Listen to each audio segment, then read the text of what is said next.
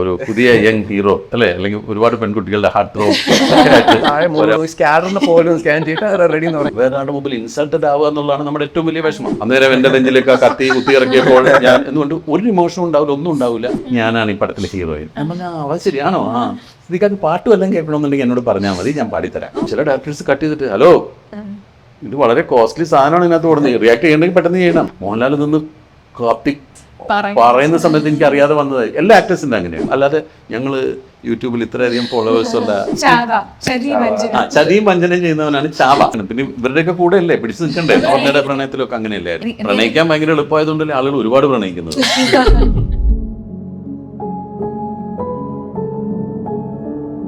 Hi hello, എല്ലാവർക്കും നമസ്കാരം. അൺഫിൽറ്റേർഡ് by അപർണയിൽ ഇന്നൊരു സ്പെഷ്യൽ എപ്പിസോഡാണ്. കാരണം ഇന്ന് ഭയങ്കര സ്നേഹത്തിൻ്റെ കുറേ കാര്യങ്ങൾ, കഥകളൊക്കെ പറയാനായിട്ട് കൽബിൻ്റെ ടീം നമ്മളോടൊപ്പം ഉണ്ട്. നമ്മളുടെ ഏറ്റവും ഫേവറേറ്റ് ആയിട്ടുള്ള സിദ്ദിഖിക്ക. Hello, welcome to the show. And ഇതിൻ്റെ നായകനും നായികയും Ranjith Sajeev and Neha Nasneem. Hello, welcome to the show. എന്തൊക്കെയുണ്ട് വിശേഷം? സുഖാണോ? സുഖാണ്. ഭയങ്കര പ്ലസന്റ് ആയിട്ട് സിദ്ദിഖ് സാർ അല്ല, ഞാനിങ്ങനെ ആലോചിക്കായിരുന്നു, ഈ കുട്ടികളൊക്കെ എങ്ങനെ ട്യൂൺഡ് ആവുകയല്ലേ ഇവരിങ്ങനെ ഇത്ര പ്ലസന്റ് ആയിട്ട് കാര്യങ്ങൾ പ്രസന്റ് ചെയ്യാനൊക്കെ. നമുക്ക് അത് കണ്ടു കഴിയുമ്പോൾ അത്ഭുതം തോന്നും. ഞങ്ങൾക്കൊന്നും അങ്ങനെ പറ്റില്ല. പെട്ടെന്ന് വന്നിരുന്നിട്ട് ഹായ് ഹലോ തുടങ്ങാൻ പറ്റില്ല. അത് എനിക്ക് ഭയങ്കര എന്താ പറയാ, ഒരു ഭയങ്കര അവാർഡ് കിട്ടിയ ഫീല് തോന്നുന്നു. എന്റെ 2024 എന്റെ ഫസ്റ്റ് ഇന്റർവ്യൂ ആണ് നിങ്ങള്. അതെ, ഭയങ്കര സ്പെഷ്യൽ ആണ്. അപ്പൊ എങ്ങനെയുണ്ട്? Happy new year. അപ്പൊ ന്യൂ ഇയർ ആയിട്ട് ഫസ്റ്റ് മൂവി റിലീസ് ആവുകയാണ് അല്ലെ? ഫസ്റ്റ് ന്യൂ ഇയറിൽ എനിക്ക് തോന്നുന്നു ന്യൂ ഇയർ ഫസ്റ്റ് വീക്കിൽ റിലീസ് ആവുന്ന കുറച്ച് മൂവീസിന്റെ കൂടെ കൽബും കൂടി വരികയാണ് അല്ലെ? കൽബ് ഇസ് ഫിൽഡ് വിത്ത് ലവ് എന്നാണ് ഫുള്ള് ട്രെയിലറിലും ഒക്കെ പറയുന്നത്. എന്താണ് പറയാനുള്ളത്? ഞാൻ പറയാം. എനിക്ക് എൻ്റെ ഏറ്റവും വലിയ സന്തോഷം എന്ന് പറയുന്നത് ഇങ്ങനെയുള്ള സിനിമകളിലേക്ക് ഇങ്ങനെ തുടങ്ങി വരുന്നല്ലേ ഉള്ളൂ. എന്താ ഒരു നമ്മൾ പറയുന്ന പൂ വിടർന്ന് വരുന്ന പോലെ ഒരു പൂമുട്ടുകളായിട്ട് വരുന്ന ആളുകളുടെ കൂടെ പോലും അഭിനയിക്കാൻ സാധിക്കുന്നു എന്ന് പറയുന്നതാണ് എൻ്റെ ഏറ്റവും വലിയ ഭാഗ്യമായിട്ട് എനിക്ക് തോന്നിയിട്ടുള്ളൂ. എന്നെയൊക്കെ ഔട്ട്ഡേറ്റഡ് ആണെന്ന് പറഞ്ഞ് മാറ്റി നിർത്തിയിട്ട് പുതിയ ആളുകളെ കാസ്റ്റ് ചെയ്യാം. ഇതിനകത്ത് ഞാൻ ചെയ്യുന്നത് രഞ്ജിത്തിൻ്റെ അച്ഛനായിട്ടുള്ള ഒരാളുടെ റോളാണ്. അത് ചെയ്യാൻ പുതിയ തലമുറയിൽപ്പെട്ട ഒരുപാട് പേരുണ്ട്. പക്ഷേ എങ്കിൽ പോലും എന്നെയൊക്കെ കാസ്റ്റ് ചെയ്യുമ്പോൾ ഞാനത് ഏറ്റവും കൂടുതൽ സന്തോഷിക്കുന്നുണ്ട്. പിന്നെ ഇവരുടെ കൂടെ ഇടപഴകുകയും ഇവരുടെ കൂടെ അത്രയും സമയം ചെലവഴിക്കുകയും ഒക്കെ ചെയ്യുമ്പോഴാണ് നമുക്ക് ഇവരുടെയൊക്കെ ഒരു കളിയും ചിരിയും തമാശകളൊക്കെ കണ്ട് നമ്മളും യങ്ങാവും കുറച്ച് ഉണ്ടാവും. അപ്പം ഞാൻ ഇവരോട് ചോദിച്ചാൽ തന്നെ അറിയാം, ഞാൻ അങ്ങനെ ഇവരുടെ മാറി നിന്ന് നിൽക്കുന്ന ഒരാളല്ലേ. അപ്പോൾ ഞാൻ ഇവരുടെ കൂടെ തന്നെ നിൽക്കാനും ഇവരുടെ കൂടെ ഇവരോട് സംസാരിക്കാനും ഇവരുമായിട്ട് തമാശകളൊക്കെ പറയാനും ഒക്കെ ഇഷ്ടമുള്ള ആളാണ്. പിന്നെ സിനിമയിലും കൂടുതൽ സമയം രണ്ടുപേരുടെ എനിക്ക് സ്ക്രീൻ സ്പേസ് നേഹയായിട്ട് കുറവാണ്. കൂടുതലും രഞ്ജിത്തുമായിട്ടാണ് ഞാൻ കൂടുതൽ, ഞങ്ങളൊന്നിച്ചുള്ള സീൻസാണ് ഏറ്റവും കൂടുതലുള്ളത്. അത് പല രീതിയിലുള്ള സീൻസ് ഉണ്ട്. ഹൈലി ഇമോഷണൽ ആയിട്ടുള്ള സീൻസ് ഉണ്ട്, വളരെ ജോവിയലായിട്ടുള്ള സീൻസ് ഉണ്ട്, പാട്ടുണ്ട്, തമാശകളുണ്ട്, അങ്ങനെയൊക്കെയുള്ള സീൻസ് പെർഫോം ചെയ്യാൻ സാധിച്ചിട്ടുണ്ട്. അപ്പോൾ അതൊക്കെ എൻ്റെ ഒരു വലിയ ഭാഗ്യമായിട്ടാണ് ഞാൻ കണക്കാക്കുന്നത്. പിന്നെ സജീവനെ പറ്റി പറയുകയാണെങ്കിൽ അഭിനയത്തോട് ഭയങ്കര പാഷനുള്ളൊരു ചെറുപ്പക്കാരനാണ്. എല്ലാവർക്കും അങ്ങനെ പാഷൻ വരണം എന്നില്ല. ഇപ്പം എനിക്കൊരു ആക്ടറായിട്ട് വരണം, എനിക്ക് നല്ല നല്ല കഥാപാത്രങ്ങളെ അവതരിപ്പിക്കാൻ സാധിക്കണം, എനിക്ക് സ്ക്രീനിൽ എന്നെ പല രീതിയിൽ ജനങ്ങളുടെ മുമ്പിൽ അവതരിപ്പിക്കണം എന്ന് മോഹിച്ച് വരുന്നവരുണ്ട്. എനിക്ക് ഈ സിനിമയിൽ വന്നിട്ട് ഇതിൻ്റെ ഒരു ഫെയിം എൻജോയ് ചെയ്യണം, എനിക്ക് ഫേമസ് ആവണം, എനിക്ക് ഭയങ്കര റിച്ച് ആവണം, അങ്ങനെയൊക്കെ പല പല രീതിയിലുള്ള ആഗ്രഹങ്ങളുമായിട്ട് വരുന്ന ഒരുപാട് ആളുകളെ ഞാൻ കണ്ടിട്ടുണ്ട്. പക്ഷേ എനിക്ക് രഞ്ജിത്തിൽ എൻ്റെ ഒരു വ്യത്യാസം തോന്നിയിട്ടുള്ളത്, എൻ്റെ അടുത്ത് എപ്പോൾ പറയുമ്പോഴും ഒരു ക്യാരക്ടർ ചെയ്യണതിൻ്റെ കാര്യവും അത് ഞാൻ എങ്ങനെയാണത് പ്രസൻറ്റ് ചെയ്യണത്, അല്ലെങ്കിൽ എനിക്ക് ഇങ്ങനെ എന്നെ കൊണ്ട് ചെയ്യാൻ പറ്റുന്നില്ല, അതിൽ ഞാൻ എന്താണ് ശ്രദ്ധിക്കേണ്ടത്, അല്ലെങ്കിൽ എനിക്ക് കൂടുതൽ മെച്ചപ്പെട്ട ഒരു അഭിനയം ഞാൻ ചെയ്യണമെന്നുണ്ടെങ്കിൽ ഞാൻ എന്ത് ചെയ്യണം, അങ്ങനെയൊക്കെയുള്ള സംശയങ്ങളൊക്കെ ചോദിക്കുമ്പോൾ നമുക്ക് അയാളുടെ ഒരു അഭിനയത്തോടുള്ളൊരു പാഷൻ പെട്ടെന്ന് മനസ്സിലാവും. കാരണം ഞാൻ അങ്ങനെയൊക്കെ ഒരുപാട് സംശയങ്ങൾ എൻ്റെ സീനിയർ ആക്ടേഴ്സിനോട് ചോദിച്ചിട്ടാണ് ഞാൻ പല കാര്യങ്ങളും പഠിച്ചിട്ടുള്ളത്. അപ്പോൾ അതിലിപ്പോൾ ഏറ്റവും ഉദാഹരണമായിട്ട് പറയാവുന്നത്, മുമ്പ് സിനിമയിൽ ഞാൻ മൂളിക്കഴിഞ്ഞാൽ കേൾക്കൂലായിരുന്നു. ഞാൻ ഡബിങ് കേട്ടിലിരുന്നിട്ട് ഞാനിങ്ങനെ ഭയങ്കര ഖനത്തിൽ മൂളും എന്നൊക്കെ പറഞ്ഞ് എന്നിട്ട് പ്ലേ ചെയ്യുമ്പോൾ മൂളൽ കേൾക്കുന്നില്ല. അപ്പോൾ അവിടെ നിന്ന് എഞ്ചിനീയർ വിളിച്ചിട്ട് സാർ ആ മൂളൽ വന്നില്ല, കുറച്ചുകൂടെ ഒന്ന് മൂളണം എന്ന് പറയും. അപ്പോൾ ഞാൻ ഈ മൂളൽ വരുത്താൻ വേണ്ടിയിട്ട് പല രീതിയിൽ കാരണം മൂളുന്നത് നമുക്ക് പല രീതിയിലാണ് നമ്മൾ മൂളുന്നത്. അപ്പോൾ ഞാൻ പല രീതിയിൽ നോക്കിയിട്ട് പറ്റുന്നുണ്ടായിരുന്നില്ല. ഇപ്പോൾ ഞാൻ ഒരു സിനിമയിൽ മൂളിയപ്പോൾ എൻ്റെ അടുത്ത് എഞ്ചിനീയർ സാർ അത്ര വേണ്ട സാർ, അത് ഭയങ്കരമായിട്ട് അങ്ങ് മുഴങ്ങുന്നു, കുറച്ചുകൂടെ ഒന്ന്. അപ്പോൾ അത് നമുക്കുണ്ടായ നമ്മൾ കാര്യങ്ങൾ പഠിച്ച് വന്നവർ. എന്ന് പഠിക്കണമെന്ന് ഭയങ്കര ആഗ്രഹമുള്ള ആളാണ് രഞ്ജിത്ത്. അപ്പോൾ എനിക്ക് അതിൻ്റെ പേരിൽ ഞാൻ രഞ്ജിത്തിനോട് വേറൊരു പടം കൂടി ചെയ്യാൻ എനിക്ക് അവസരം ഉണ്ടായിരുന്നു. അപ്പോൾ എനിക്ക് അങ്ങനെ വളരെ പ്രതീക്ഷയുള്ള ഒരാളാണ്. ഞാൻ ഉറപ്പിച്ച് പറയുന്നു, കൽബ് എന്ന് പറയുന്ന സിനിമ പ്രേക്ഷകർ സ്വീകരിക്കും.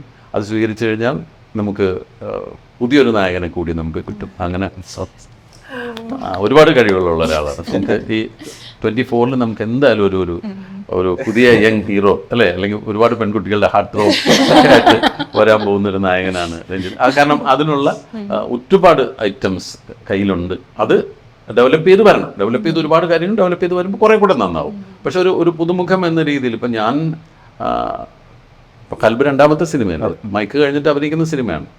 2ാമത്തെ സിനിമയിൽ ഒരാൾ ഇത്രയും പെർഫോം ചെയ്യുമ്പോൾ നമുക്കറിയാമല്ലോ ഇനി ഇയാൾ 20ാമത്തെ സിനിമ വരുമ്പോൾ എങ്ങനെ ഇരിക്കും എന്നുള്ളത്. എൻ്റെയൊക്കെ 15ാമത്തെ 20ാമത്തെ സിനിമയാണ് ഇൻ ഹരിഹർ നഗർ. അതിൽ അത്രയും വരുന്നതിന് മുമ്പൊക്കെ ചെറിയ റോളുകളാണ് ചെയ്തിട്ടാണ് അത്രയും വന്നിട്ടുള്ളത്. അപ്പോൾ ഇവരൊക്കെ ആദ്യമേ തന്നെ ഇത്രയൊക്കെ വലുതായിട്ട് പെർഫോം ചെയ്യുമ്പോൾ തീർച്ചയായിട്ടും കേൾക്കാം. പിന്നെ ഇവളല്ലേ നമ്മുടെ പ്രിയപ്പെട്ട ആള്. ഞാൻ വേറൊരു ഇന്റർവ്യൂവിൽ പറഞ്ഞുള്ളൂ, ഇപ്പോൾ എന്നെ ഇങ്ങോട്ട് വന്നാണ് പരിചയപ്പെട്ടത്. സിദ്ദിഖ, എൻ്റെ പേര് നേഹ, ഞാനാണ് ഈ പടത്തിലെ ഹീറോയിൻ. ഞാൻ പറഞ്ഞ അവ ശരിയാണോ? സിദ്ദിഖക്ക് പാട്ട് വല്ലതും കേൾക്കണമെന്നുണ്ടെങ്കിൽ എന്നോട് പറഞ്ഞാൽ മതി, ഞാൻ പാടിത്തരാം. ആരെങ്കിലും അങ്ങനെ പറഞ്ഞു കേട്ടിട്ടുണ്ട്? നമ്മൾ പാട്ട് പാടാൻ പറഞ്ഞാൽ അയ്യോ എനിക്ക് ഇപ്പൊ പറ്റില്ലല്ലോ, ശബ്ദം പോയിരിക്കുക, ഇന്നലെ ഞാൻ ഉറങ്ങിപ്പോ ലേറ്റായി, ഇങ്ങനെയൊക്കെ എൻ്റെ കുട്ടികൾ പറയും. അങ്ങനെയൊന്നുമില്ല. അപ്പൊ അവള് ഏറ്റവും crystal clear and genuine and open.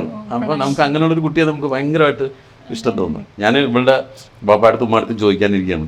ഇവൾക്ക് വേറെ സിസ്റ്റർ ഉള്ളതുകൊണ്ട് ഇവിടെ വേണമെങ്കിൽ എനിക്ക് തന്നാൽ ഞാനിങ്ങനെ എന്റെ മോളായിട്ട് കൊണ്ടുപോയിക്കോളാം എന്ന് പറയാനിരിക്കുകയാണ്. തരുമെന്ന് അറിഞ്ഞൂടെ ചോദിച്ചു. എന്താ ബാഗൊക്കെ പാക്ക് ചെയ്തിരിക്കുമെന്ന് തോന്നുന്നു പോവാൻ. ഞാൻ ഇവിടെ നിന്ന് നേരെ അവളുടെ പക്ഷെ അതൊക്കെ പറയണം കേട്ടോ. അവളുടെ അംബിഷൻസ് ഇതൊന്നുമല്ല. അവള് കാണുന്ന സ്വപ്നങ്ങളും അവളുടെ പ്രതീക്ഷകളും അവളുടെ റിസർച്ചും ഒക്കെ പറയുള്ളൂ. അതിനെപ്പറ്റി അങ്ങനെ ഒരുപാട് കാര്യങ്ങളുണ്ട്. ആദ്യ സിനിമയെ പറ്റി തുടങ്ങിയിട്ട് നമുക്കതിലേക്ക് പോവാം.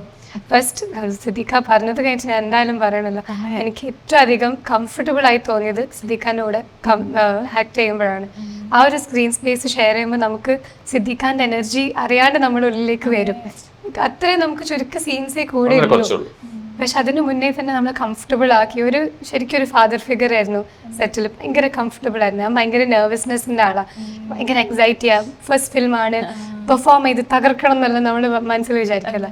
ഇതിരുത്തി പേഷ്യൻസ്, ഓക്കെ എല്ലാം നടന്നോളും, എല്ലാത്തിനും ഒരു സമയം വരും. ആ ഒരു എനർജി നമുക്ക് കിട്ടുമ്പോൾ നമുക്ക് നല്ലോണം പെർഫോം ചെയ്യാൻ പറ്റും. അങ്ങനെ കൈ പിടിച്ച് ഗൈഡ് ചെയ്ത ഒരാളാണ് സിദ്ദിഖ. അപ്പോൾ അതിൽ വലിയൊരു ബ്ലെസ്സിങ് ഉണ്ടാവില്ല ശരിക്കും. ഒരു പറഞ്ഞ ആ കാര്യങ്ങളൊക്കെ ആണെങ്കിലും എനിക്ക് നിങ്ങളുടെ സ്ഥാനത്ത് നിന്ന് ചിന്തിക്കാൻ പറ്റും. അതായത് സാറിനെ പോലെ ഒരു മാസ്റ്ററാണ് നമ്മളെ കുറിച്ച് ഇങ്ങനെ പറയുന്നതെന്ന് ഓർക്കുമ്പോൾ നമുക്ക് ഭയങ്കര ബ്ലെസ്സിങ്ങും ഹാപ്പിനെസ്സും. ക്യാമറയിലല്ലേ ഞാൻ കരഞ്ഞിട്ടാണ്. ശരിക്കും ഞങ്ങൾ യങ്സ്റ്റേഴ്സ് അല്ല സിദ്ദിഖ് സാറിന് എനർജി കൊടുക്കുന്നത്, സാറാണ് ഞങ്ങൾക്ക് എനർജി തരുന്നതെന്ന് എനിക്ക് ഫീൽ ചെയ്യുന്നു. ഇല്ലേ? അങ്ങനെ ഫീൽ ചെയ്യുന്നു. കാരണം ഇപ്പൊ ഈ ഇന്റർവ്യൂ സ്റ്റാർട്ട് ചെയ്തപ്പോഴാണെങ്കിലും ആ ഒരു ചിരി മുഖത്തുണ്ടാവുമ്പോൾ നമുക്കൊരു ഭയങ്കര അതൊരു കോൺഫിഡൻസ് ആണ് അല്ലേ? രഞ്ജിത്തിന് എന്താ തോന്നുന്നത്? ശരിക്കും 2ാമത്തെ പടത്തിൽ തന്നെ സാറിനെ പോലത്തെ ഇത്രയും എക്സ്പീരിയൻസ് ആയിട്ടുള്ള വെറ്ററൻ ആക്ടറിനൂടെ സ്ക്രീൻ ഷെയർ ചെയ്യാൻ മാത്രമല്ല, ഒരു പ്രധാന ഭാഗമായിട്ട് അഭിനയിക്കാൻ തന്നെ ഒരു വളരെ it's a big thing sir. ശരിക്കും എന്ന് പറഞ്ഞാൽ എന്നെ ഒരുപാട് ഗൈഡ് ചെയ്തു സാർ പറഞ്ഞ പോലെ തന്നെ. കാരണം ഇതിലെ അച്ഛൻ മകൻ കെമിസ്ട്രി വളരെ ഇമ്പോർട്ടൻ്റ് ആയിട്ടുള്ള ഒരു പ്ലോട്ടാണ് ഈ പടം കൊണ്ടുപോകുന്നത്. സോ പറഞ്ഞ പോലെ തന്നെ എനിക്കും ചിലപ്പം ഇമോഷൻ കിട്ടത്തില്ലായിരിക്കും. അതങ്ങനെ ചിലപ്പോൾ എനിക്കൊരു മൈൻഡ് ബ്ലോക്ക് വന്ന സാറ് എൻ്റെ, ബിക്കോസ് നമ്മൾ ആക്ട് ചെയ്യുമ്പം നമ്മളൊരു ഭയങ്കര കംഫർട്ടബിൾ എൻവയൺമെൻറ്റിലായിരിക്കണം. കാരണം നമ്മൾ ഭയങ്കര വൾണറബിൾ ആയിട്ട് നിൽക്കുന്ന ഒരു സ്ഥലമാണ് സെറ്റിൽ. സോ അപ്പോഴത്തേക്ക് നമ്മുടെ കോ ആക്ടറും പിന്നെ സാറിനെ പോലത്തെ ഇത്രയും എക്സ്പീരിയൻസ് ആൾ എന്നെ ഗൈഡ് ചെയ്ത് കൈ പിടിച്ച് കൊണ്ടുപോകുമ്പോൾ നമുക്കും ഒരു കോൺഫിഡൻസ് കിട്ടും ഏറ്റവും ബെസ്റ്റായിട്ട് പെർഫോം ചെയ്യാൻ. പിന്നെ വേറൊരു കാര്യം എന്ന് പറഞ്ഞാൽ ചിലപ്പോൾ ഞങ്ങൾക്ക് ഒരുപാട് ഡയലോഗ്സ് ഒക്കെ ഉണ്ട്, വലിയ വലിയ ഡയലോഗ്സാണ്. സാറൊന്ന് നോക്കി താഴെ മുകളിലൂടെ പോയി സ്കാനറിനെ പോലും സ്കാൻ ചെയ്തിട്ട് റെഡി എന്ന് പറഞ്ഞു 10 മിനിറ്റ് കൂടെ ഞാൻ പഠിച്ചിട്ട് അതിന് അത്രയും ആ ലെവൽ വരെ എത്താന്ന് പറഞ്ഞാൽ ഇറ്റ്സ് ലൈക്ക് ഒരു വലിയൊരു സംഭവം തന്നെ സാർ. പക്ഷെ ശരിക്കും നേരിട്ട് കാണുമ്പോൾ തന്നെ ഇറ്റ്സ് ലൈക്ക് അത് വിശ്വസിക്കാൻ കുറച്ച് പാടാം. പക്ഷേ thank you so much sir, thank you so much. അത് ഞാനതിൻ്റെ കാരണം പറഞ്ഞുതരാം. ഇപ്പോൾ ഞാനും സിനിമയിൽ അഭിനയിക്കാൻ വരുമ്പോൾ ഒരു സീൻ അല്ലെങ്കിൽ 2 സീനിലൊക്കെ വരുന്ന സമയത്ത് പോലും എൻ്റെ വളരെ സീനിയർ ആക്ടേഴ്സ് എൻ്റെ ഒരു ഡയലോഗ് തെറ്റിക്കഴിയുമ്പോൾ എന്നോട് ചോദിക്കും, എന്താണോ ഇത്, ഇങ്ങനെയാണോ ഡയലോഗ് എന്ന് ചോദിച്ചാൽ മതി. ഞാൻ ആ സിനിമ ഇട്ടിട്ട് എൻ്റെ വീട്ടിൽ പോകും. പറ്റില്ല നമുക്ക്, പ്രത്യേകിച്ച് ഒരു ആക്ടർക്ക്. ബാക്കി എന്ത് ജോലിയും പോലെയല്ല, അഭിനയിക്കുന്ന നമ്മുടെ മുഖത്ത് വേറൊരു ഭാവം വരുത്തി നമ്മൾ വേറൊരു എക്സ്പ്രഷൻ കൊണ്ടുവന്ന് വേറൊരാളായിട്ടാണല്ലോ നമ്മളവിടെ പെർഫോം ചെയ്യുന്നത്. അങ്ങനെ ചെയ്യുന്ന ഒരാളെ കൂടെ നിൽക്കുന്ന ഒരു സീനിയർ ആക്ടർ എന്തെങ്കിലും രീതിയിലൊന്ന് ബുദ്ധിമുട്ടിച്ചാൽ, അതല്ലെങ്കിൽ അത്രയൊന്നും പറയണമെന്നില്ല, കുട്ടി ഡയലോഗ് പഠിക്കും എന്നിട്ട് എന്നെ വിളിച്ചാൽ മതിയേ എന്ന് പറഞ്ഞ് അങ്ങ് മാറിയിരുന്നാൽ പോലും ഇയാൾ വല്ലാതെ ബേജാറ്. ആ കുട്ടിയുടെ പെർഫോമൻസും പോവും, ആ സീനും മോശമാവും, ആ സിനിമയും മോശമാവും. അതുകൊണ്ടൊന്നും എനിക്കൊരു ഗുണം കിട്ടാൻ പോകുന്നില്ല. അപ്പം ഞാൻ വന്ന കാലത്ത് എൻ്റെ സീനിയർ ആക്ടേഴ്സ് എല്ലാവരും, ഒരാൾ പോലും എന്നെ അങ്ങനെ ഒരു ബുദ്ധിമുട്ടിച്ചിട്ടില്ല. ഞാൻ വേറെ ചില ആക്ടേഴ്സ് വേറെ ചിലരെ അങ്ങനെ വിഷമിപ്പിക്കുന്നതോ വഴക്ക് പറയുന്നതോ ഞാൻ കണ്ടിട്ടുണ്ട്. അപ്പം ഞാൻ ആലോചിച്ചിട്ടുണ്ട്, എന്നെ ഒരാൾ അങ്ങനെ പറഞ്ഞിരുന്നെങ്കിൽ ഞാൻ ഇൻഡസ്ട്രിയിൽ ഉണ്ടാവില്ല ചിലപ്പോൾ. വേണ്ട, ഇനി പോയിട്ട് മറ്റുള്ള സീനിയർ ആക്ടേഴ്സിൻ്റെ മുമ്പിൽ നിന്ന് നാണം കിടണ്ട, നമ്മൾ പോകാൻ നിൽക്കണ്ടെന്ന് വിചാരിക്കും. നമ്മളെല്ലാവർക്കും ഉണ്ടാ സ്വഭാവം. നമ്മൾ ഏറ്റവും അധികം എന്താണ് ഈ അഭിനയിക്കാൻ വരുമ്പോൾ അല്ലെങ്കിൽ ഒരു പബ്ലിക്കിൻ്റെ മുമ്പിൽ നമ്മൾ എന്താണ് ഭയക്കുന്നത്, എന്താണ് വേറെ ആളുടെ മുമ്പിൽ ഇൻസൾട്ടഡ് ആവുക എന്നുള്ളതാണ് നമ്മുടെ ഏറ്റവും വലിയ വിഷമം. അപ്പോൾ അങ്ങനെ ആവാതിരിക്കാനാണ് ഈ കുട്ടികളൊക്കെ. അപ്പോൾ അവരുടെ കപ്പാസിറ്റിയിൽ അവർ മാക്സിമം ചെയ്യാൻ നോക്കി ചെയ്യുകയാണ്. അപ്പം ചിലപ്പോൾ നമ്മൾ ചെറിയ കാര്യം പറഞ്ഞു കൊടുത്താൽ മതി, ഇത് മൊത്തം അവർക്ക് മാറ്റാൻ പറ്റും. അവരുടെ ചെറിയ മിസ്റ്റേക്ക് ഒന്ന് പോയിന്റ് ഔട്ട് ചെയ്ത് കൊടുത്താൽ അത് മറ്റാരും അറിയാതെ ഒന്ന് രഹസ്യമായിട്ട് അങ്ങനെ അല്ല കേട്ടോ ഇങ്ങനെയാണെന്ന് പറഞ്ഞാൽ അവരുടെ മൊത്തം മാറി നല്ലൊരു റിസൾട്ട് കിട്ടും. അപ്പോൾ എപ്പോഴും അതിനാണ് ഞങ്ങളൊക്കെ ശ്രമിക്കാറുള്ളത്. അല്ലെങ്കിൽ എൻ്റെ സീനിയർ ആക്ടേഴ്സ് എപ്പോഴും എനിക്ക് പറഞ്ഞു തന്നിട്ടുള്ളതും അങ്ങനെയാണ്. വളരെ രഹസ്യമായിട്ടൊക്കെ കണ്ണിൽ നോക്കി സംസാരിക്കരുത്, ഈ ഇടയ്ക്ക് ലുക്ക് മാറിപ്പോണ്ട. സിനിമയിൽ ഇപ്പോൾ നമ്മളിപ്പം ഞാനിങ്ങനെ അവരുടെ അടുത്ത് നോക്കിയിരുന്ന പോലെ സിനിമയിൽ കുറേ നേരം ചിലപ്പോൾ നമ്മൾ രണ്ടുപേരും ഇങ്ങനെ ഐ കോണ്ടാക്റ്റിൽ നിൽക്കില്ല. ഒരു ഡയലോഗ് പറയുമ്പോൾ ഷൂട്ടിങ് കഴിഞ്ഞിട്ട് എന്താണാവോ അടുത്ത ഡയലോഗ്, എന്നിട്ട് ഞാൻ ആലോചനയായിരിക്കും ചിലപ്പോൾ ആ ലുക്ക് ഷിഫ്റ്റിന്, പക്ഷെ അത് സിനിമയിൽ വലിയ ദോഷം ചെയ്യും.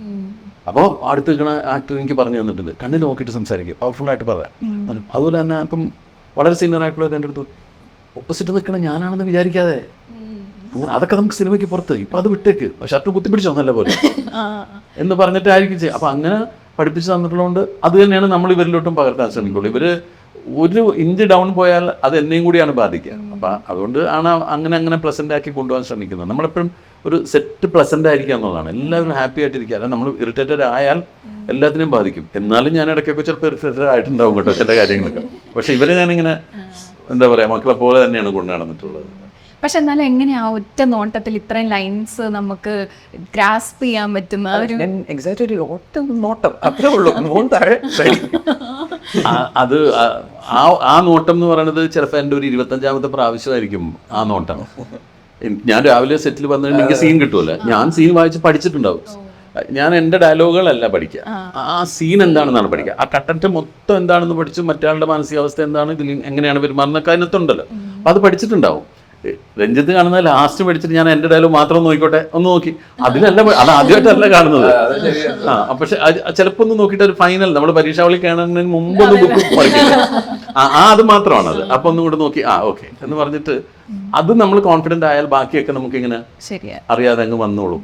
നമ്മളൊരു പ്രോപ്പർ ഹോംവർക്ക് എടുക്കണം എന്ന് വെച്ചാൽ തുടക്കത്തിൽ ഇപ്പം ഫസ്റ്റ് നമ്മൾ സെറ്റിൽ വരുമ്പോഴാണെങ്കിലും നമ്മൾ ചെയ്യേണ്ടത് ആ സീനിലേക്ക് ബ്ലെൻഡ് ആവുക എന്നുള്ളൊരു സംഭവമാണ്. അപ്പോൾ ലാസ്റ്റ് മിനിറ്റ് ആ വായനയിൽ ഒരുപാട് ഗുണം ചെയ്യും.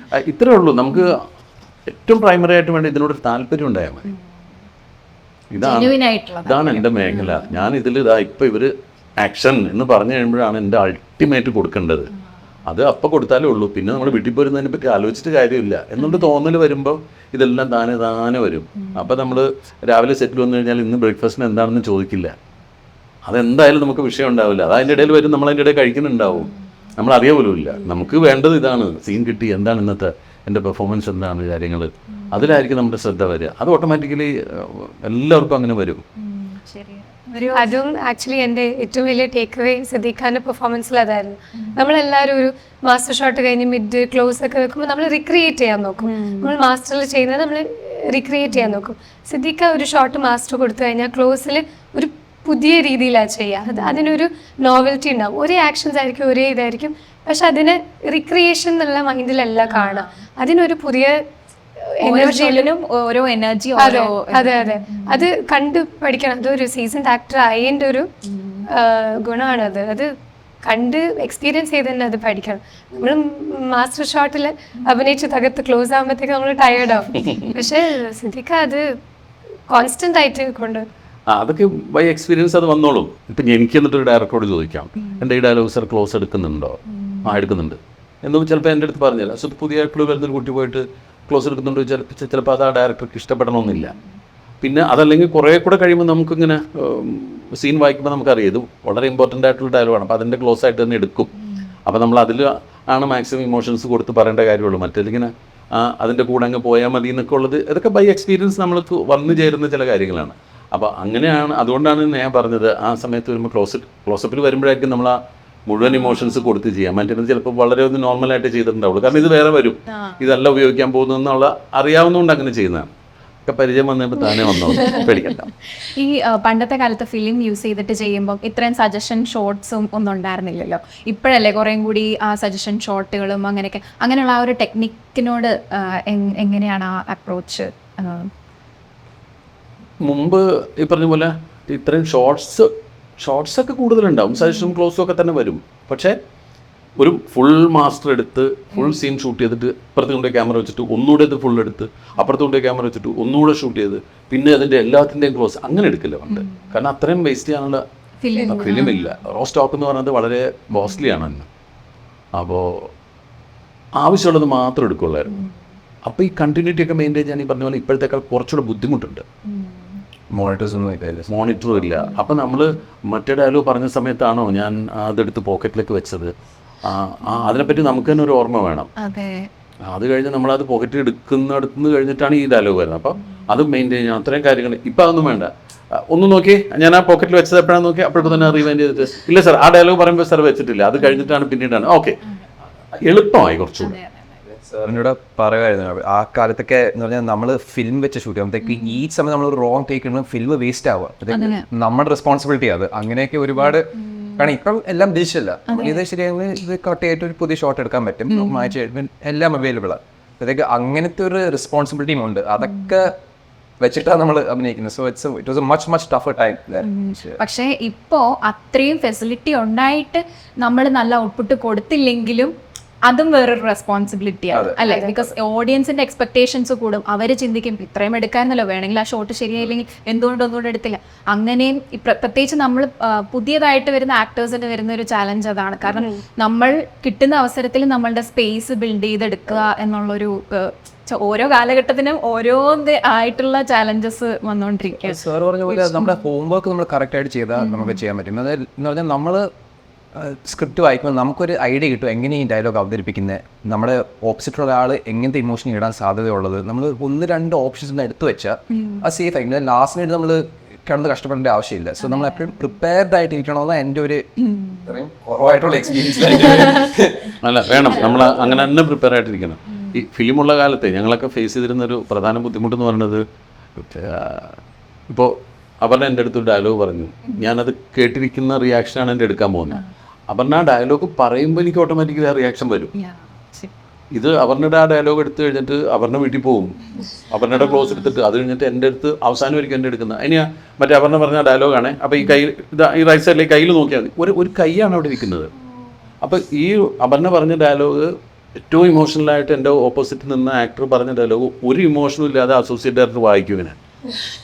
അന്നേരം എൻ്റെ നെഞ്ചിലേക്ക് ആ കത്തി കുത്തി ഇറക്കിയപ്പോൾ ഞാൻ എന്തുകൊണ്ട് ഒരു ഇമോഷനും ഉണ്ടാവില്ല, ഒന്നും ഉണ്ടാവില്ല. ഇതിൻ്റെ റിയാക്ഷൻ ഫുൾ നമ്മൾ ആ കയ്യിൽ നോക്കിയിട്ട് കൊടുക്കണം. അത് കൊടുക്കുമ്പോൾ റിയാക്ഷൻ വൈകാനൊന്നും പാടില്ല. ഇവിടെ ഫിലിം ഓടിത്തുടങ്ങി, ചില ഡയറക്ടേഴ്സ് കട്ട് ചെയ്തിട്ട് ഹലോ ഇത് വളരെ കോസ്റ്റ്ലി സാധനമാണ് ഇതിനകത്ത് ഓടുന്നത്, റിയാക്ട് ചെയ്യണമെങ്കിൽ പെട്ടെന്ന് ചെയ്യണം.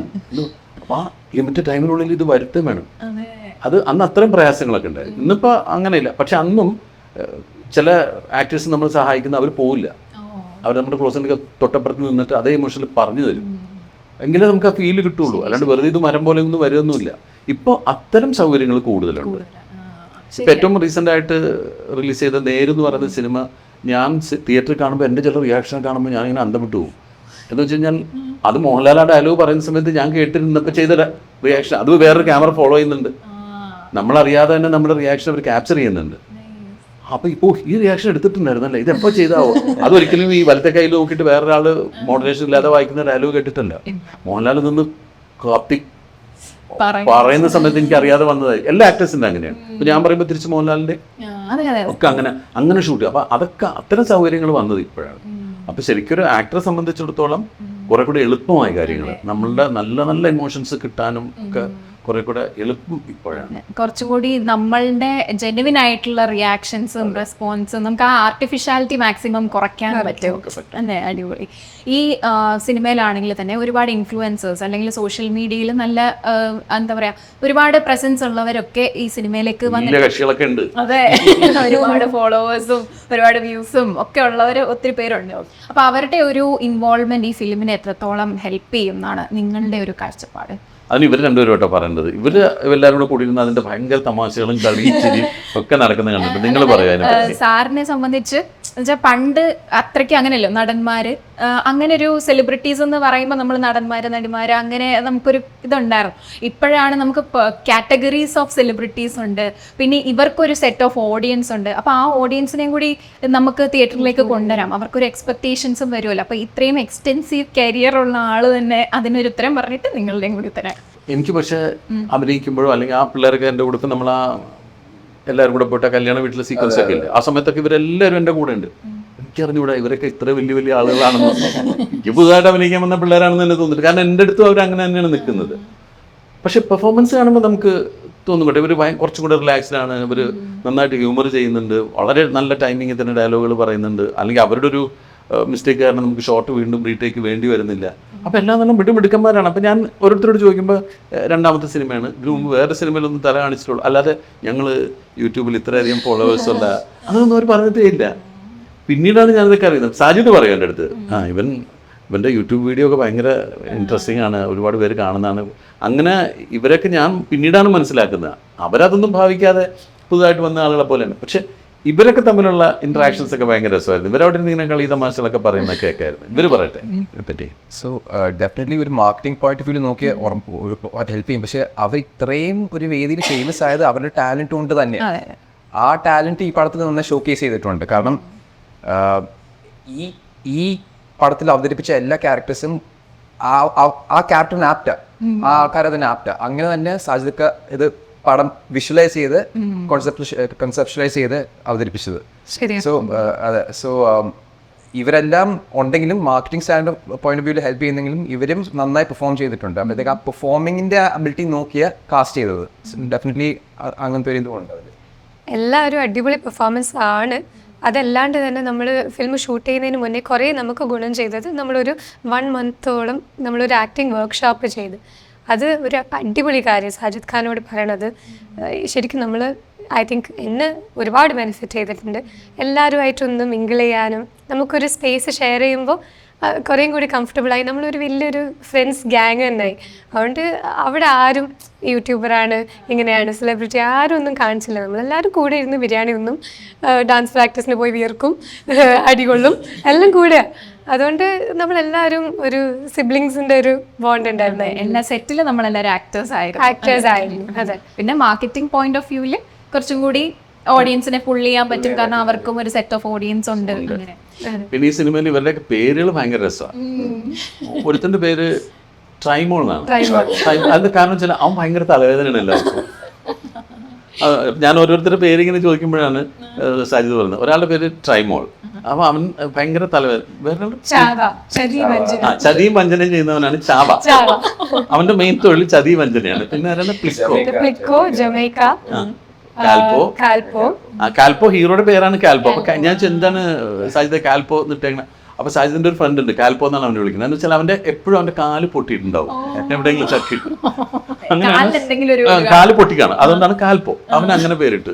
പിന്നെ പ്ലിക്കോ, തുമ്പി ആലപ്പുഴ ഉണ്ടായ ഏതോ ഡോണിന്റെ പേര്. തുമ്പി നമുക്ക് പെൺകുട്ടികൾക്ക് ഇടാൻ തോന്നുന്ന ഒരു പേരാണല്ലോ തുമ്പി എന്ന് പറയുന്നത്. ആലപ്പുഴയിലെ വലിയ ഡോണിന്റെ പേരാണ്. സോ ബേസിക്കലി ഈ ആലപ്പുഴയിൽ ഞാനും ഈ പടത്തിൽ കയറുമ്പോൾ അറിയുന്ന ഒരു ഈ മട്ടഞ്ചേരി മലപ്പുറം അങ്ങനത്തെ ഒരു കൾച്ചർ ഉണ്ട്. ഈ ടൂറിസ്റ്റ് ഗൈഡ്സ് ആയിട്ട് പോകുന്ന പിള്ളേർ, അവർ ഭയങ്കര ഫ്രീക്കം പിള്ളേർ, ഭയങ്കര ജങ്ക് പങ്ക് എന്ന ഭയങ്കര ജാങ്കോ ആയിട്ട് അവര് ഡ്രസ് ചെയ്യും. സോ അവരുടെ ലുക്കും അവരുടെ ശൈലിയും എല്ലാം അങ്ങനെ അവര് കൊണ്ടുപോകുന്നത്. അങ്ങനത്തെ കുറച്ച് ഫ്രിക്കും പയ്യന്മാരെ ഞങ്ങൾ അവതരിപ്പിക്കുന്നത്. അതേപോലെ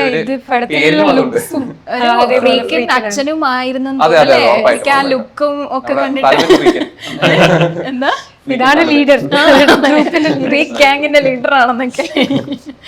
ഈ എന്താ പറയാ മുള്ളൻ ചന്ദ്രപ്പൻ, പേര് കറക്റ്റ് ഇങ്ങനെ വന്നു. അതില് സാറാണ് മറ്റേ വിഗിന്റെ സജഷൻ കൊടുത്തേ എന്ന് പറഞ്ഞിട്ടുണ്ടായിരുന്നല്ലോ. അപ്പൊ അതുപോലെ ഇതില് വന്നപ്പോഴും എന്തെങ്കിലും വിഗ് വേണ്ടെന്ന് പറഞ്ഞായിരുന്നോ? അല്ല, ഇത് ഇങ്ങനെ മതി. സാജിദിന് അങ്ങനെ ഒരു അത് പിന്നെ ഒരു ഷേവ് ചെയ്യാത്ത കുറച്ച് ഗ്രേ താടിയൊക്കെ ഉള്ള അങ്ങനത്തെ ഒരു ലുക്കാണ്. പിന്നെ കോസ്റ്റ്യൂംസ് ഒക്കെ വെച്ചിട്ടാണ് അവനങ്ങനെ ഇതിൽ അങ്ങനെ ഒരു ലുക്സിൽ ഭയങ്കര വേറെ ആളെ പോലെ തോന്നാൻ വേണ്ടിയിട്ടൊന്നും ചെയ്തിട്ടില്ല. ആ എന്നാലും ഇയാളുടെ ഒരു സ്റ്റൈലും കാര്യങ്ങളൊക്കെ ഉണ്ട്, അങ്ങനത്തെയൊക്കെയാണ്. പിന്നെ ഇവരുടെയൊക്കെ കൂടെ അല്ലേ പിടിച്ചു നിൽക്കണ്ടേ. അതുകൊണ്ട് കുറച്ച് ഫ്രീക്കായേ പറ്റുള്ളൂ. അല്ലെ രഞ്ജിത്ത് പറഞ്ഞ ഈ കാര്യം ഭയങ്കര രസമാട്ടോ. അത് ഈ അങ്ങനെയുള്ളൊരു ടൂറിസ്റ്റ് ഒരുപാട് വരുന്ന ഏരിയയിലെ ചെറുപ്പക്കാർ പിള്ളേർ അവന്മാർ ഈ വരുന്ന മദാമ്മമാരെയൊക്കെ ഇമ്പ്രസ് ചെയ്യണമല്ലോ. അവിടുത്തെ നാടൻ പെൺകുട്ടികളെ പോലും അല്ല, ഭയങ്കര ആരൊക്കെയോ കണ്ടിട്ടുള്ള ആളുകളല്ലേ വരണ. അവരൊക്കെ ഇമ്പ്രസ് ചെയ്യാൻ ഇവരുടെ ഡ്രസ്സിങ് ആണെങ്കിലും ഇവരുടെ ഭാഷയാണെങ്കിലും ഇവരുടെ സ്റ്റൈലും ഇവർ ഉപയോഗിക്കുന്ന മോട്ടോർ സൈക്കിളും ഇവരുടെ ഗാഡ്ഗറ്റ്സും എല്ലാം ഭയങ്കര സ്റ്റൈലിഷാണ്. അപ്പോൾ എല്ലാം ഈ കാൽപ്പോ ആണെങ്കിലും കാൽപ്പോയുടെ ഫ്രണ്ട്സ് ആണെങ്കിലും ഒക്കെ അങ്ങനെയുള്ള ഒരു സ്റ്റൈലിഷ് പിള്ളേരാണ്. അതിനൊരു പ്രത്യേക രസമുണ്ടായിരുന്നു. ഇതൊക്കെയാണ് കഥയിൽ വരുന്നെങ്കിൽ പ്രണയമാണ് മെയിൻ എലമെന്റ് അല്ലേ? എങ്ങനെയുണ്ടായിരുന്നു ആ ഒരു കെമിസ്ട്രി വർക്ക്ഔട്ട് ചെയ്യാനും മൊത്തത്തില് എവറി സബ്ജക്റ്റ് നമ്മൾ എടുക്കുമ്പോൾ ഇപ്പൊ ഇതാണ് മെയിൻ സബ്ജക്റ്റ് എങ്കിൽ അത് എക്സിക്യൂട്ട് ചെയ്യാൻ ഒരു ഭയങ്കര റെസ്പോൺസിബിലിറ്റി നായകന്റെയും നായികയുടെയും കയ്യിലുണ്ടാവും. അപ്പൊ അതിനെ എങ്ങനെയാ നിങ്ങൾ നോക്കിക്കണ്ടത്?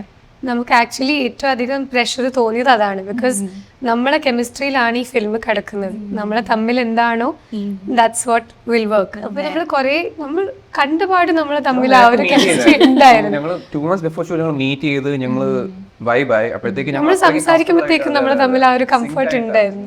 അതുപോലെ തന്നെ എൻ്റെ സെറ്റിൽ എല്ലാവരും ഭയങ്കര കംഫർട്ടബിൾ ആയിട്ടുള്ള എൻവയൺമെന്റ് ഉണ്ടാക്കിയത്. എല്ലാവർക്കും ഇത് കംഫർട്ടബിൾ ആണ്, ഇതാണ് ഏറ്റവും കാരണം നമ്മൾ ആക്ടറിന്റെ നിലയിൽ നമ്മൾ ഏറ്റവും കംഫർട്ട് ആയിട്ട് വർക്ക് ചെയ്യുന്ന ഒരു കണ്ടീഷനൊക്കെ ഉണ്ടാക്കിയിട്ടാണ് ചെയ്തത്. ഇങ്ങനെ ചെയ്യാൻ പറ്റും. പിന്നെ നമ്മൾ പറയുന്ന ലവിനെ കുറിച്ച് പറയുമ്പോൾ നമ്മൾ നായകനും നായികയും തമ്മിലുള്ള ലവ് മാത്രമല്ല പറയുന്നത്, ഒരു യൂണിവേഴ്സൽ തീം. കൽബ് എന്ന് പറയുന്നത് സ്നേഹം ആരോടും ആവാം എന്നുള്ള ഒരു കോൺസെപ്റ്റ് ഉണ്ട്. ഇപ്പൊ അച്ഛനും മോനും തമ്മിലുള്ളത്, എനിക്ക് ഇവന്റെ അച്ഛനോടുള്ളതും അതിലൊക്കെ ഒരു ഇന്നസെൻസ് ഉണ്ട്. ചേച്ചിയല്ലേ? അതെ, ചേച്ചി. അപ്പൊ അവരുടെ റിലേഷൻഷിപ്പ് ആയിട്ടും അതിലൊക്കെ നമ്മൾ പ്രണയം പറഞ്ഞു പോകുന്നുണ്ട്, ആ കൽബ ഇഷ്ടം.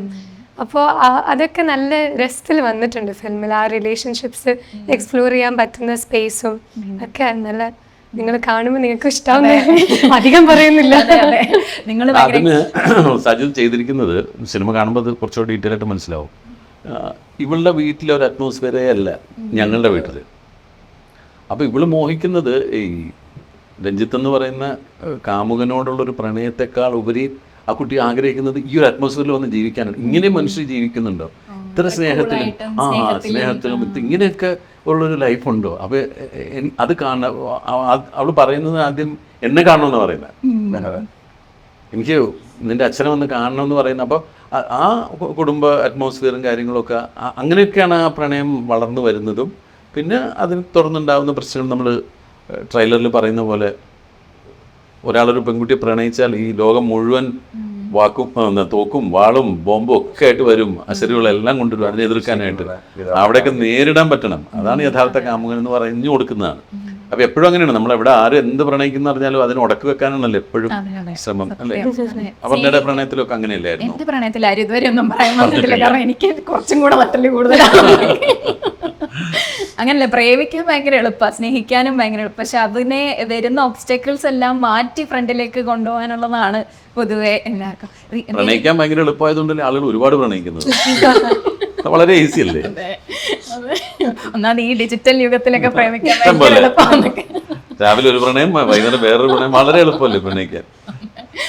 ഈ സിഗരറ്റ് വലി നിർത്താൻ എളുപ്പമാണെന്ന് പറയണ പോലെ സിഗരറ്റ് വലി നിർത്താൻ വളരെ എളുപ്പം. ഞാൻ 60 പ്രാവശ്യം നിർത്തിയിട്ടുണ്ട്. റിയൽ ലൈഫിലും ഇതുപോലെ ഒരു ചിൽ ഡാഡ് ആണോ? ഞാനാ മക്കളോട് അങ്ങനെ വളരെ ഫ്രണ്ട്ലി ആകും. 3 മക്കളാണ്, അവരെ ഇതുവരെ അടിച്ചിട്ടില്ല. വഴക്കൊക്കെ പറഞ്ഞിട്ടുണ്ട്, വഴക്ക് പറയും, പക്ഷെ അത് നല്ല രീതിയിൽ. എന്നാലും എൻ്റെ മക്കൾക്ക് എൻ്റെ അടുത്ത് വന്ന് എന്തും പറയാനുള്ളൊരു സ്വാതന്ത്ര്യമുണ്ട്. ആ ഒരു ധൈര്യം ഞാനിങ്ങനെ കൊടുത്തിട്ടുണ്ട് പിള്ളേർക്ക് എന്തും പറയണം. കാരണം പാരൻസിനോടാണ് നമ്മൾ അതെന്ന് വെച്ചാൽ ഞാനൊന്നും അത് അനുഭവിച്ചിട്ടില്ല. അപ്പം എന്നെ പുറത്ത് വെച്ചൊരു പയ്യനെ അടിച്ചു എന്ന് വിചാരിക്കും, ഒരാളെ അടിച്ചു, അല്ലെങ്കിൽ വേറൊരാൾ എന്നെ ഉപദ്രവിച്ചു, ഞാൻ വീട്ടിൽ വന്ന് പറഞ്ഞു കഴിഞ്ഞാൽ എനിക്ക് വീട്ടിൽ അടി കിട്ടും, അതൊക്കെ സൂക്ഷിക്കണ്ടേ എന്ന് പറഞ്ഞിട്ട്, അല്ലെങ്കിൽ ഞാൻ പരീക്ഷയിൽ തോറ്റുപോയാൽ ആ തോറ്റു വിഷമത്തോടെ വീട്ടിൽ വന്നു കഴിഞ്ഞാൽ വീട്ടിൽ നിന്നും അടിയാകും. നമ്മളെ സപ്പോർട്ട് ചെയ്യാൻ ആരുമില്ല, അല്ല. ഇപ്പം എൻ്റെ മക്കൾ എന്ന് പറഞ്ഞാൽ എനിക്ക് മാത്രമാണ് മക്കൾ, ബാക്കിയുള്ളവർക്ക് വേറെ ഏതോ പിള്ളേരാണ്. അപ്പോൾ അവരുടെ ഒരു വിഷമം എന്താണെന്ന് നമ്മളോടൊന്ന് പറയുമ്പോൾ അതിൻ്റെ കൂടെ നിന്നിട്ട് അവരെ സപ്പോർട്ട് ചെയ്ത് സംസാരിക്കാനാണ് ഞാനെപ്പോഴും ശ്രമിച്ചിട്ടുള്ളത്. ഞാൻ ഈ PTA മീറ്റിങ്സിനൊക്കെ പോകുമ്പോഴേ അപ്പം ഇങ്ങനെ നമ്മൾ ക്യൂവിൽ നിൽക്കുമല്ലോ, അടുത്ത പാരൻറ്റ് ഞാനായിരിക്കും. അപ്പോൾ എൻ്റെ മുമ്പിലുള്ള സ്റ്റുഡൻറ്റിനെ കുറിച്ചിട്ട് ആ ടീച്ചർ ഇങ്ങനെ ആ പാരൻറ്റിനോട് അങ്ങനെയാണ് ഇങ്ങനെയാണ് മറ്റാണ് മറിച്ചെന്ന് പറയുമ്പോൾ എനിക്കിങ്ങനെ തിളച്ച് കയറും. അതായത് ആ കുട്ടിയുടെ വളരെ ചെറിയ മിസ്റ്റേക്കാണ് ഈ ടീച്ചർ വളരെ പെരുപ്പിച്ച് പറയുന്നത്. അത് തിരുത്താനല്ലേ നിങ്ങളുടെ അടുത്തോട്ട് വിടുന്നത്. അത് നിങ്ങളല്ലേ പറഞ്ഞു കൊടുത്തിട്ട് ഇത് ചെയ്യേണ്ടത്. ഞങ്ങളുടെ കൂടെ എപ്പോഴാണ് ഈ കുട്ടി ഭക്ഷണം കഴിച്ച് കഴിഞ്ഞ് ഉറങ്ങുന്ന സമയം കഴിഞ്ഞ് എത്ര സമയം കളിക്കണ്ടാവും, ബാക്കി കൂടുതൽ സമയം നിങ്ങളുടെ അടുത്തല്ലേ. നിങ്ങളിതൊന്നും തിരുത്താതെ അതൊക്കെ പെരുപ്പിച്ച് കാണിച്ച് അതെല്ലാം നമ്മുടെ മിസ്റ്റേക്കായിട്ട്. അപ്പം എനിക്കിങ്ങനെ എൻ്റെ കുട്ടിയുടെ അടുത്ത് എന്തെങ്കിലും പറയാൻ ഞാൻ ചോദിക്കും, പിന്നെ നിങ്ങളിവിടെ എന്തിനിരിക്കുകയാണെന്ന് ഞാൻ ചോദിക്കും. അതിനുവേണ്ടി ഒരുങ്ങിയാണ് ഞാൻ നിൽക്കുക. പക്ഷേ ഭാഗ്യവശാൽ ഇതേവരെ കുട്ടികളുടെ ഒരു കുറ്റമൊന്നും എൻ്റെ അടുത്ത് പറയേണ്ടി വന്നിട്ടില്ല.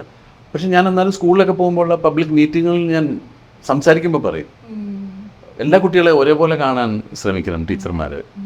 നമ്മളൊന്നും അങ്ങനെ കണ്ടിട്ടില്ല. എന്നെയൊക്കെ എപ്പോഴും പിന്നിലെ ബെഞ്ചിലിരുത്തേം ടീച്ചർക്കോ പഠിപ്പിക്കുന്ന അധ്യാപകനോ പേരറിഞ്ഞുകൂടാ എൻ്റെ ഒന്നും. എന്താണ് ഇയാളുടെ പേര് എന്ന് ചോദിക്കുകയും മുമ്പിലിരിക്കുന്ന കുട്ടികളെ പേര് വിളിക്കുകയും അങ്ങനെ മാർക്ക് കുറഞ്ഞു കഴിഞ്ഞാൽ ബാക്കിയുള്ള കുട്ടികളുടെ മുമ്പിൽ വെച്ച് ഇൻസൾട്ട് ചെയ്തൊക്കെയാണ് നമ്മൾ കണ്ടിട്ടുള്ളത്. അപ്പം അതൊന്നും ഉണ്ടാവരുത്. മാർക്ക് കുറഞ്ഞു പോകുന്ന ഒരു കുട്ടിയെ ഇൻസൾട്ട് ചെയ്യേണ്ട കാര്യമൊന്നുമില്ല. അവന് മാർക്ക് കുറഞ്ഞാൽ അത്രയും മറ്റേ കുട്ടിയുടെ അത്രയും ആ ചോദ്യത്തിൻ്റെ ഉത്തരം കാണാപ്പാടം പഠിച്ചിട്ടില്ല എന്നുള്ളത് മാത്രമേ ഉള്ളൂ ഈ കുട്ടിയുടെ. ഇവൻ്റെ ഐക്യമായിരിക്കും ചിലപ്പോൾ വലുത്, ഇവൻ ചിന്തിക്കുന്ന വേറെ വലിയ കാര്യമായിരിക്കും. പിന്നെ അവന് വേറെ ആരൊക്കെ ആവാൻ പോകുന്ന ആളായിരിക്കും. അങ്ങനെ കാണാൻ ശ്രമിക്കണം എന്നൊക്കെ പറയും. അപ്പോൾ അത് ഞാൻ ജീവിതത്തിലും കൊണ്ടുവരാൻ ശ്രമിച്ചിട്ടുണ്ട്. അതുകൊണ്ട് കുട്ടികൾ എന്തായാലും അവരുടെ ഇഷ്ടത്തിന് തന്നെ പോട്ടെ, അവരുടെ ഇഷ്ടമാണ് ഏറ്റവും വലുതെന്ന് വിചാരിക്കുന്ന ഒരാളാണ്. പണ്ട് ഞാൻ എക്സാം എഴുതി ഭയങ്കര ടെൻഷൻ അടിച്ചിരിക്കുന്ന ഒരു സമയത്ത് ഞാൻ സിദ്ദിഖ് സാറിൻ്റെ ഒരു ഇൻ്റർവ്യൂ ഉണ്ടായിരുന്നു. അതൊരു ചെറിയ ക്ലിപ്പായിരുന്നു. അതിൽ പറഞ്ഞിട്ടുണ്ട്, സാർ ഇതുപോലെ എക്സാം എഴുതിയിട്ട് ജയിക്കുമോ തോക്കുമോ എന്ന് കുറേ നാൾ ഭയങ്കരമായിട്ട് ടെൻഷൻ അടിച്ച് കുറേ നാളൊക്കെ നടന്നിട്ട് ഏതോ കൂട്ടുകാരനും ഒക്കെ ഉണ്ടായിരുന്നു അല്ലേ, എനിക്ക് കറക്റ്റ് കഥ ഓർമ്മയില്ല, കാരണം കുറേ നാൾ മുന്നേ കിട്ടി ഇത് പറഞ്ഞപ്പോൾ എനിക്ക് ഓർമ്മ വന്നു. എന്നിട്ട് അവസാനം പാസ്സായി. അപ്പോൾ മോറൽ ഓഫ് ദ സ്റ്റോറി ഇതായിരുന്നു, വെറുതെ ടെൻഷൻ അടിച്ചു, നമ്മൾ എക്സാം എഴുതാനുള്ളത് എഴുതി കഴിഞ്ഞു, ഇനിയും റിസൾട്ട് വരുമ്പം ബാക്കി ടെൻഷൻ അടിച്ചാൽ പോരെ. പക്ഷെ അത്രയും നാൾ ആ വെക്കേഷൻ വെറുതെ പോയി. അങ്ങനെ അത് കേട്ടപ്പോൾ ശരി, ഇനിയിപ്പോൾ ടെൻഷൻ അടിക്കണ്ട, എഴുതിയത് കഴിഞ്ഞു. പിന്നെ ഒന്നിനും അങ്ങനെ നമ്മളങ്ങനെ വിചാരിക്കാൻ പാടില്ല. ആ പ്രസന്റ് എൻജോയ് ചെയ്യാൻ പറ്റുക, അത് പക്ഷേ വളരെ ബുദ്ധിമുട്ടാണത്. നമ്മൾ പ്രസന്റ് എൻജോയ് ചെയ്യാനായിട്ട് സാധിക്കണം. പിന്നെ ഞാൻ കുട്ടികളോടൊക്കെ പറയാറുണ്ട്, നമ്മളൊരു പരീക്ഷയെ തോക്കുന്നതൊന്നുമല്ല ജീവിതത്തിലെ ഏറ്റവും വലിയ പ്രശ്നം. അതിനേക്കാളൊക്കെ ഒരുപാട് കാര്യങ്ങൾ നമുക്ക് ഫേസ് ചെയ്യേണ്ടി വരും. അപ്പോൾ എല്ലാ കുട്ടികൾക്കും ചെറിയ ചെറിയ കാര്യങ്ങളിൽ അവരെ ഒരുപാട് ബേജാറാക്കാതെ അതിനൊക്കെ നമ്മളിങ്ങനെ അവരെ പ്രൊട്ടക്റ്റ് ചെയ്തും പ്രോത്സാഹിപ്പിച്ചുമാണ് കൊണ്ടുവരണം. അതൊന്നും സാരമില്ല, അത് പോട്ടെ, നമുക്ക് അടുത്ത് നോക്കാം എന്ന് പറഞ്ഞ് വേണം കുട്ടികളെ കൊണ്ടുവരാനായിട്ട്. പക്ഷെ എനിക്ക് അതുകൊണ്ട് എൻ്റെ ജീവിതത്തിലുണ്ടായ ബുദ്ധിമുട്ട് ഇപ്പോൾ എൻ്റെ മോൾക്ക് ഏറ്റവും വലിയ ആഗ്രഹമായിരുന്നു UK പോയി പഠിക്കണമെന്നൊക്കെ. UK പോയി പഠിക്കാൻ അവൾ തന്നെ ഡിഗ്രി കഴിഞ്ഞപ്പം BCom കഴിഞ്ഞപ്പോൾ അവൾ തന്നെ UK യൂണിവേഴ്സിറ്റി അഡ്മിഷനൊക്കെ എടുത്ത് എല്ലാം കഴിഞ്ഞ് അവൾ തന്നെ എൻ്റെ ബാക്കി കാര്യങ്ങളെല്ലാം ചെയ്ത് വിസയൊക്കെ വന്ന് ഞങ്ങൾ ഇവിടെ നിന്നെല്ലാം കഴിഞ്ഞ് യാത്രയാക്കി അവൾ നേരെ UK പോയിട്ട് 4-ാം ദിവസം തിരിച്ചിങ്ങോട്ട് വന്ന് എനിക്ക് ഉമ്മച്ചനെ കാണണമെന്ന് പറഞ്ഞിട്ട്. അപ്പം ഞാൻ കുറച്ചുകൂടെ ഒരു സ്ട്രിക്റ്റ് ഫാദർ ആയിരുന്നെങ്കിൽ ചിലപ്പോൾ അവൾ അവിടെ നിന്ന് പഠിക്കും. ഇത് അവിടെ ചെന്ന് അവള് 2-ാമത്തെ ദിവസം തന്നെ അവൾക്ക് ഉമ്മച്ചെ കണ്ടേ പറ്റുള്ളൂ എന്ന് പറഞ്ഞ് കരച്ചിലായി പിടിച്ചിലായി എന്നെ ഫോൺ ചെയ്തിട്ട് എനിക്ക് നിൽക്കാൻ പറ്റില്ല, അന്ന് മുളങ്കേട് വരും എന്ന് പറയുന്ന ഒരാളാണ് ഞാൻ. അപ്പോൾ അതിലിങ്ങോട്ട് പോകുന്നു. അപ്പോൾ അതിന് എന്നെ എൻ്റെ മറ്റു മക്കളും അല്ലെങ്കിൽ എൻ്റെ വൈഫും ഒക്കെ കുറ്റം പറയും. കുറച്ചുകൂടെ സ്ട്രിക്റ്റ് ആയിരുന്നെങ്കിൽ വധിച്ച് സമ്മതിക്കില്ലായിട്ട് അങ്ങനെ വരാൻ നിന്ന് നീ പഠിക്കുന്നു പറഞ്ഞെങ്കിൽ അവൾ കുറച്ചും കൂടെ ചിലപ്പോൾ ഒന്നുകൂടെ. ഞാൻ പക്ഷെ അതല്ല ആലോചിക്കുന്നത്, എന്തിനങ്ങനെ വിഷമിച്ച് നിന്ന് അവൾ വന്ന് നമ്മുടെ കൂടെ നിൽക്കട്ടെ. പിന്നെ എന്താണ് അവൾ പറഞ്ഞത്? എന്താണ് വേറൊരു സ്ഥലത്ത് പോയി നിൽക്കാൻ പറ്റുന്നില്ല, ഞങ്ങളുടെ കൂടെ നിൽക്കണം എന്നല്ലേ അവൾ പറഞ്ഞത്. അത് നമ്മളോട് ഇഷ്ടം വന്നോട്ടെ, അങ്ങനെ ഞാൻ ചിന്തിക്കാറുള്ളൂ.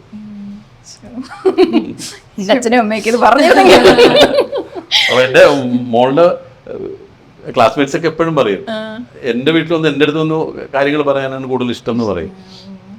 എനിക്കങ്ങനെ കുട്ടികളെ സന്തോഷിപ്പിക്കാനാണ് എപ്പോഴും ഞാൻ ശ്രമിച്ചിട്ടുള്ളത്. ആ ഒരു സന്തോഷം നിങ്ങൾക്കും കിട്ടിയിട്ടുണ്ടെന്ന് തോന്നുന്നല്ലേ? ഭയങ്കരമായിട്ട് അത് കേൾക്കുമ്പം എനിക്ക് ആ റിയാക്ഷൻ കാണുമ്പോൾ മനസ്സിലാവുന്നുണ്ട്. അപ്പം എന്തായാലും സമയപരിമിതി കൊണ്ട്, അല്ലെങ്കിൽ ഞാൻ ഒത്തിരി നേരം കൂടെ സംസാരിച്ചുകൊണ്ടിരുന്നേനാണ്. അല്ല, ഞാനല്ല, ഇവിടെ അടുത്ത ആൾക്കാർ ചാനലുകാർ വെയിറ്റ് ചെയ്തിരിക്കും, എന്നെ ഇനി പുറത്തിറങ്ങില്ല പറയുമെന്ന്. അപ്പോൾ താങ്ക് യു സോ മച്ച്. എൻ്റെ ഫസ്റ്റ് 2024 ഫസ്റ്റ് ഇൻ്റർവ്യൂ ആയിരുന്നു. It was so special to me. എൻ്റെ അടിപൊളിയായിരുന്നു. അതുപോലെ തന്നെ കൽബും തിയേറ്ററിലേക്ക് January 12 വരികയാണ്. അപ്പം എല്ലാവിധ ആശംസകളും and all the very best. Thank you so much. Thank you Aparna. അപ്പോൾ ഇതുപോലെ 2024 ആദ്യത്തെ ഇൻ്റർവ്യൂ ചെയ്ത പടം ഏറ്റവും വലിയ ഹിറ്റായിട്ട് വരട്ടെ. എങ്കിലാണ് ഇനിയും കൂടുതൽ ഇൻ്റർവ്യൂകളൊക്കെ ചെയ്യാൻ പറ്റുള്ളൂ. ചാനലിൻ്റെ പേരെന്താ പറഞ്ഞത്? അൺഫിൽറ്റേർഡ് ബൈ അപർണ. അൺഫിൽറ്റേർഡ് ബൈ അപർണ. അപ്പോൾ ഇനിയും ഒരുപാട് അൺഫിൽറ്റേർഡ് ആയിട്ടുള്ള അപർണയുടെ ഷോസ് ഒരുപാട് കാണാൻ ഞങ്ങൾക്കും അവസരം ഉണ്ടാവട്ടെ എന്ന് പ്രാർത്ഥിക്കാം. എല്ലാവർക്കും നല്ലത് വരട്ടെ എന്ന് പ്രാർത്ഥിക്കാം. Thank you. All the very best. Thank you so much. Thank you.